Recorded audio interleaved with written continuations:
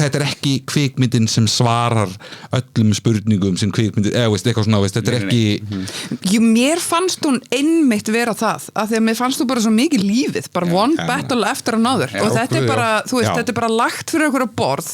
og þú veist, jú, það svolítið ofsafengri hlutir sem gerast fyrir þetta fólk í þessu lífi, en þú veist, mér finnst það bara svo ótrúlega heiðarlegt að bara líta á það þannig að svona bara lífið, það kemur bara það eitthvað fyrir alltaf en svo var hann bara relevant bara eins og hæðirnar í lukku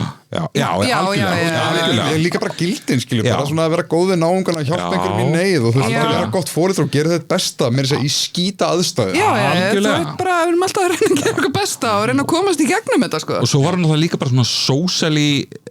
hún var bara mjög relevant og veist hvað að gerast í heiminum og hvað umræðir sem við að eiga og eiginlega bara svona kannski á þannig skala að það einhvern veginn, veist, ég held að hann ekki einu svona fatta hvað hann var socially relevant þegar hann var að byrja á henni, það getur ekki verið